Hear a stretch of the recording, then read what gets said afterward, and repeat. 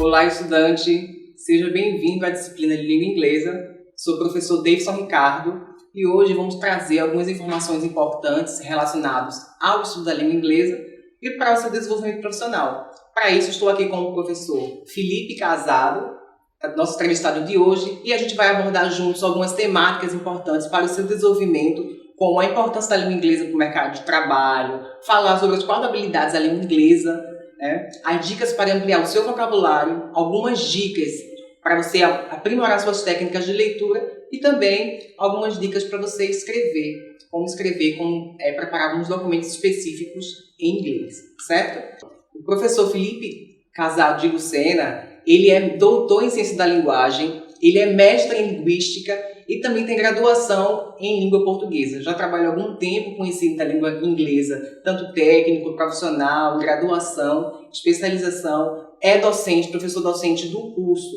do IFPE, da Universidade do Instituto Federal de Pernambuco, do Cabo de Santo Agostinho. Estamos aqui hoje para bater esse papo legal. Professor, muito obrigado por aceitar esse convite, participar aqui conosco. Então, para a gente iniciar, é importante, né? A gente sabe que a língua inglesa é muito importante para o desenvolvimento profissional dos alunos, para o desenvolvimento profissional de qualquer cidadão que realmente está aí querendo entrar no mercado de trabalho, que está cada vez mais competitivo. E diante dessa situação, né, qual que seria a importância? Por que eu deveria realmente aprender a língua inglesa? Tudo bom, Davidson? É um prazer estar aqui, eu que agradeço, pessoal. Hoje em dia a gente sabe quão importante é você ter o conhecimento da língua inglesa, porque é um diferencial no mercado de trabalho. Por incrível que pareça, ainda são poucas as pessoas que realmente têm um domínio da língua inglesa, e aí eu estou falando em âmbito Brasil, né? Porque se você vai para o exterior, você viaja, você sabe que é uma língua universal, que é a língua que você precisa ter um domínio para poder se comunicar independente do país que você estiver. Mas assim, em relação ao Brasil, a gente ainda tem essa grande dificuldade de realmente encontrar pessoas que tenham essa fluência, que tenham uma capacidade de se comunicar nas 4 habilidades. Então, você ter o conhecimento da língua inglesa, ter esse domínio o máximo possível dessas habilidades, vai se tornar um diferencial em qualquer área de trabalho que você queira fazer parte. Então, é um dos critérios que são colocados ali como uma característica positiva para o profissional que está concorrendo a determinada vaga de emprego. Se você disser que você tem um conhecimento, que você tem um domínio ou uma fluência da língua inglesa, eles já vão olhar você com olhos diferentes.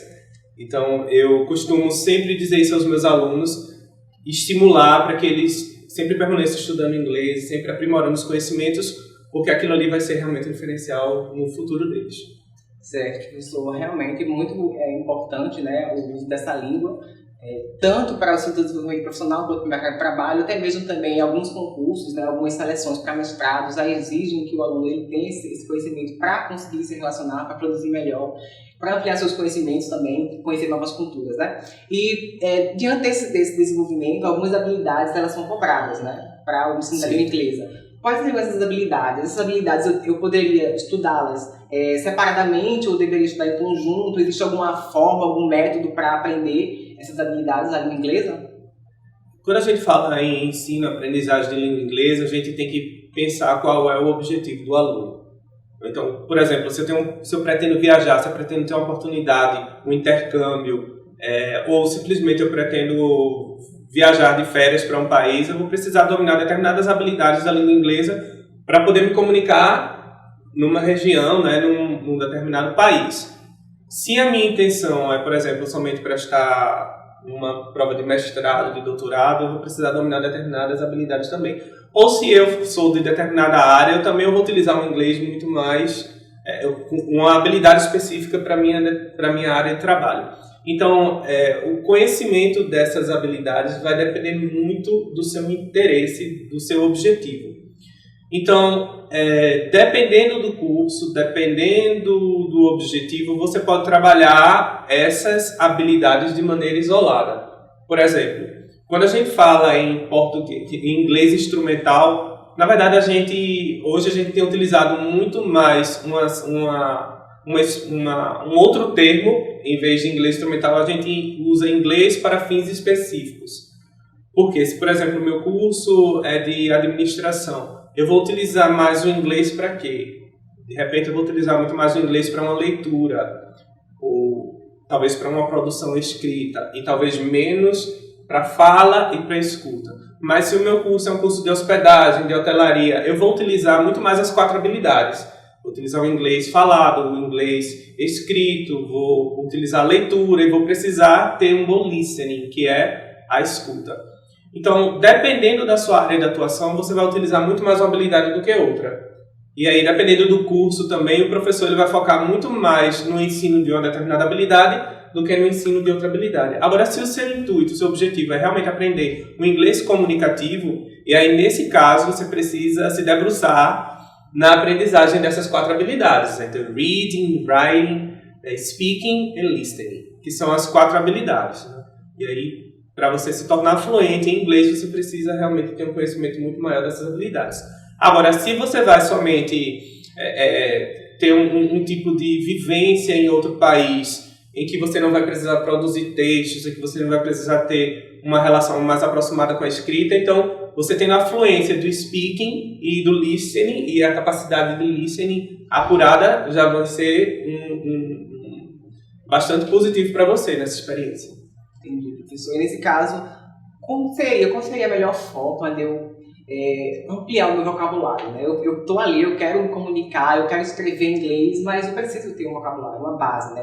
Qual seria a melhor forma? Qual seria a melhor técnica? Existe algum instrumento, alguma ferramenta, algum aplicativo que eu possa estar utilizando para trabalhar essa evolução? Eu costumo dizer aos meus alunos que cada um tem a sua maneira, a sua habilidade de aprender inglês. Eu, por exemplo, comecei a aprender inglês escrevendo cartas. Na minha época, não existia internet, então a gente tinha a possibilidade de se corresponder, de mandar cartas para pessoas no exterior. Então eu desenvolvi o meu inglês com habilidade escrita.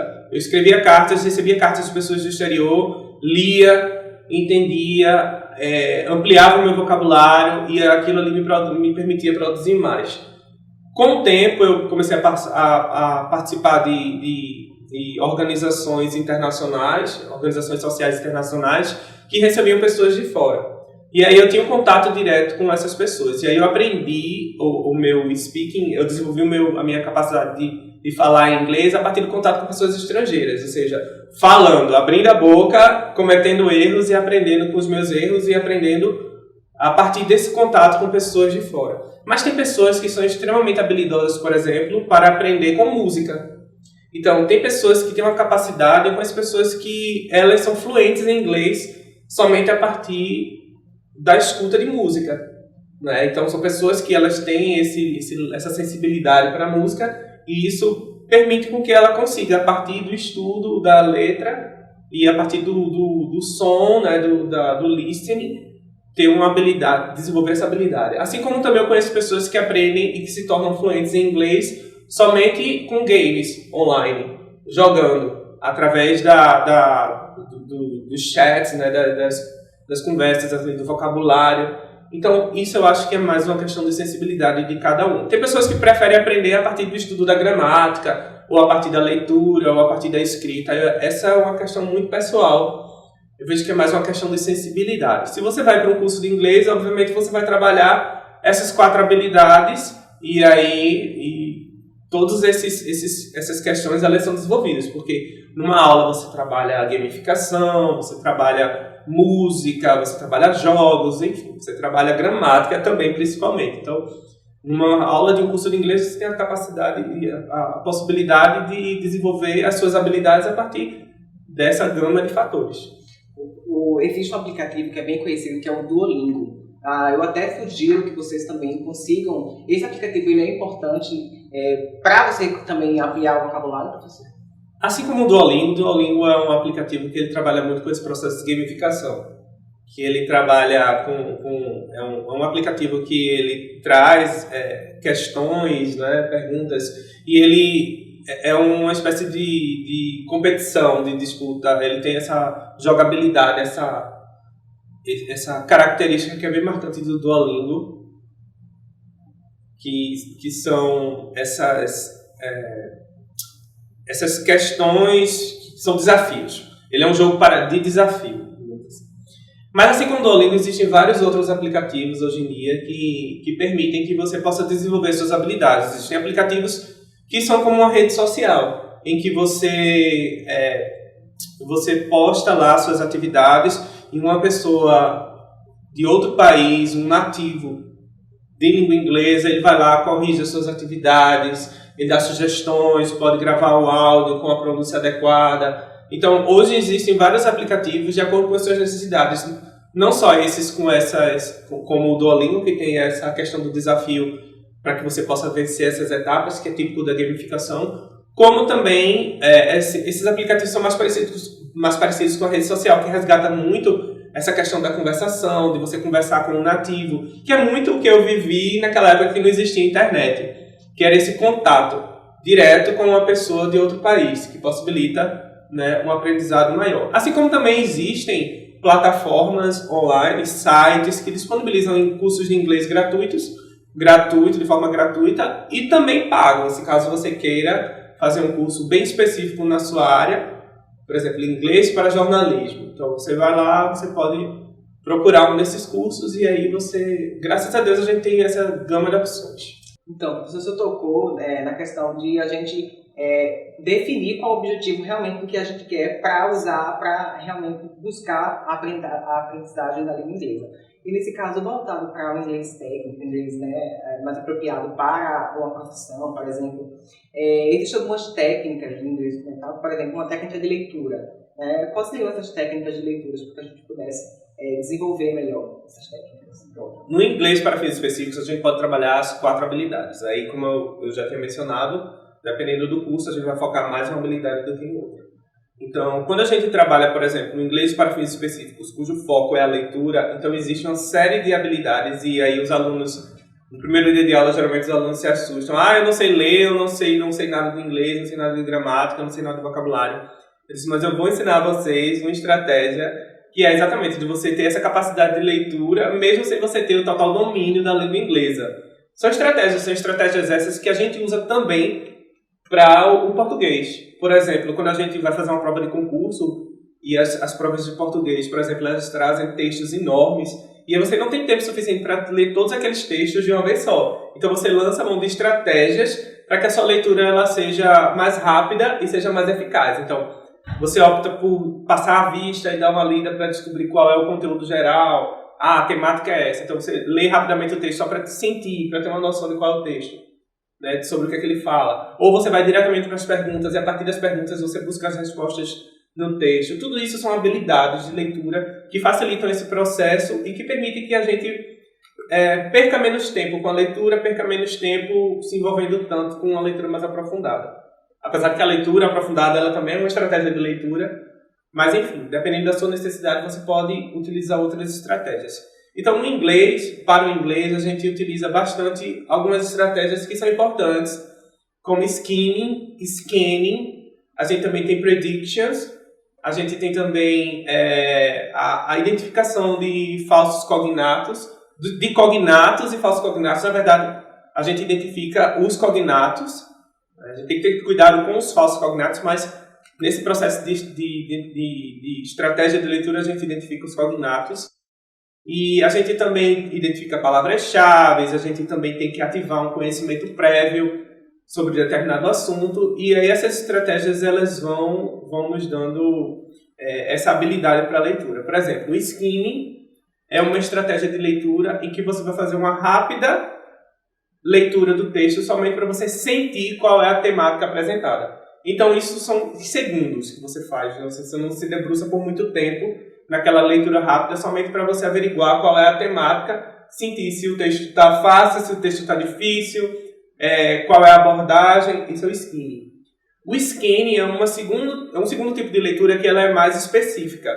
E aí, para o scanning, você já tem que ir direto ao texto, buscando uma informação específica. Geralmente a gente usa o scanning quando, por exemplo, em vez de ler o texto, me aprofundar na leitura do texto, eu opto por ir para as perguntas e buscar a resposta diretamente no texto. Isso é um processo de scanning. Eu vou lá na pergunta e aí eu vou diretamente no texto buscar apenas a resposta para aquela pergunta. Isso é o scanning.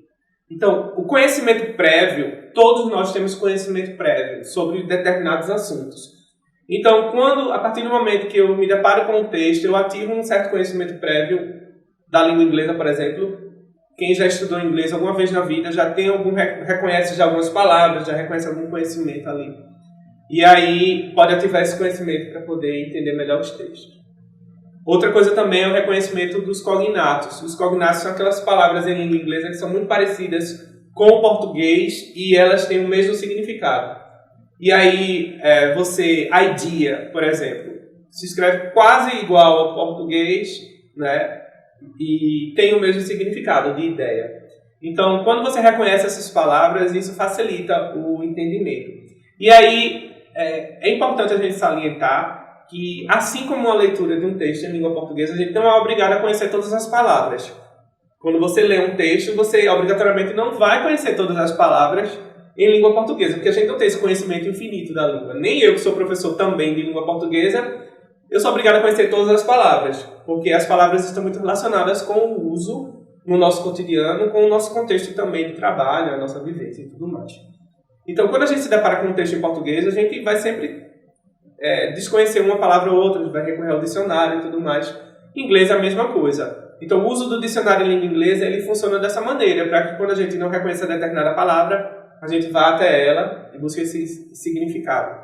Então, é natural que o reconhecimento de uma palavra e de um cognato facilite uma certa contextualização do assunto. Então, essas estratégias elas servem para isso, para que você possa diminuir essas barreiras que você tem em relação ao entendimento do texto.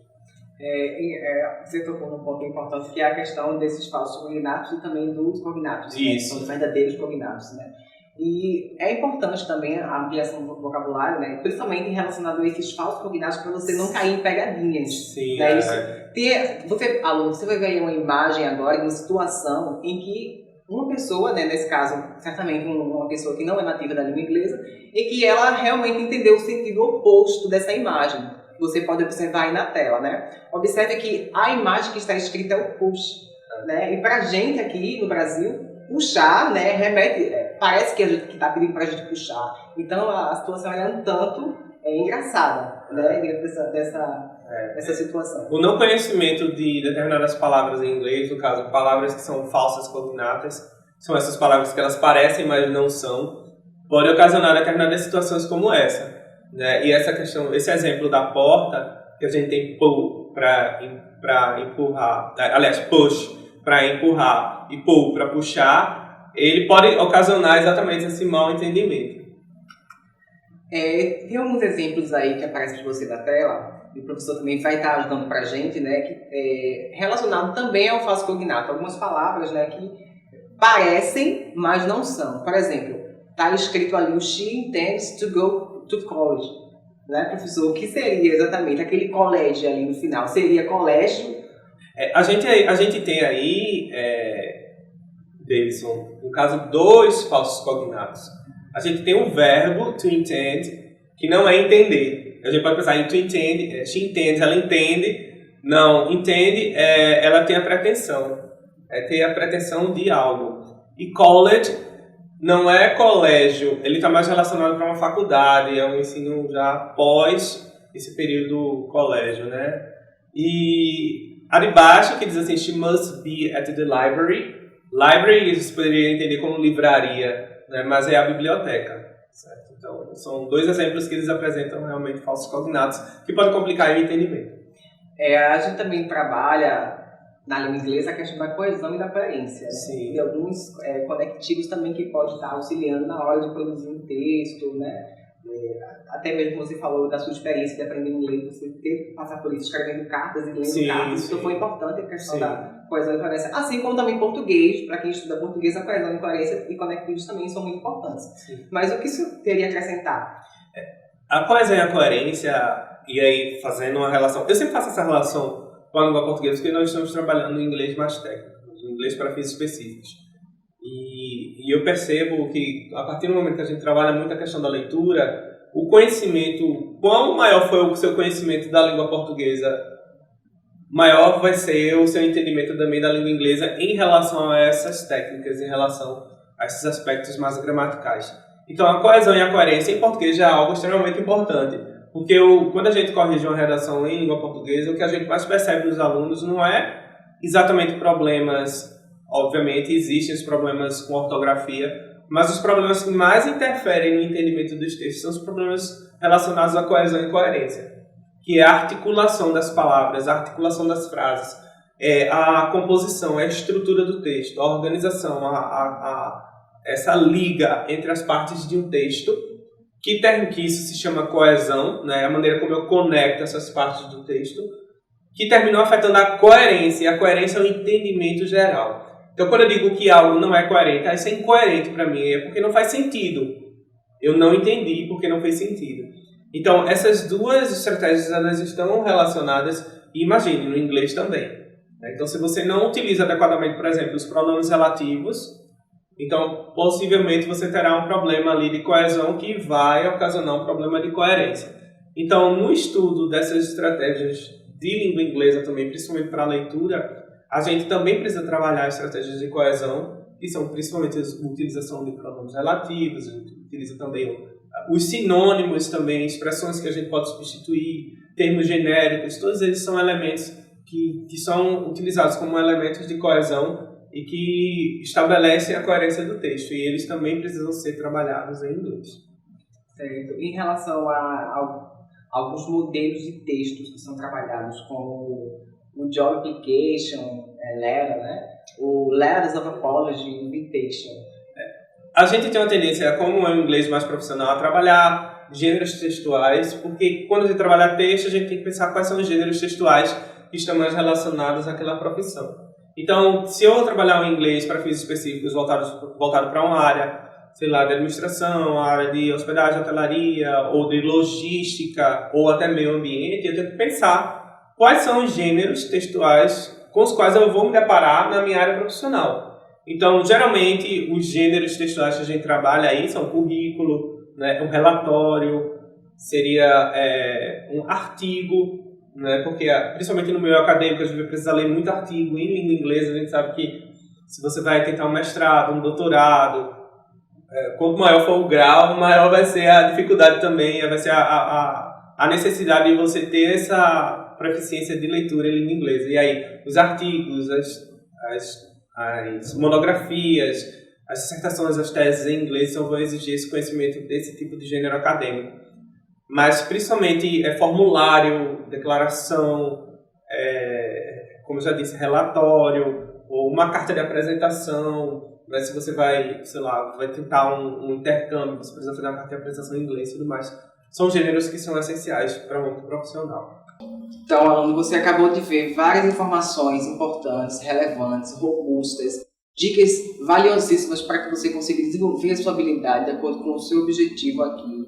Eu quero agradecer especialmente ao professor Felipe Casado, que trouxe essas informações, que se dispôs a vir aqui trazer esse conteúdo rico para vocês. Essas informações, professor, muito obrigado. Eu que agradeço. E você, aluno, não deixe de ler o e-book, de ler todo o material, de assistir todas as aulas, faça as atividades sempre em dias, participe dos fóruns. Até mais.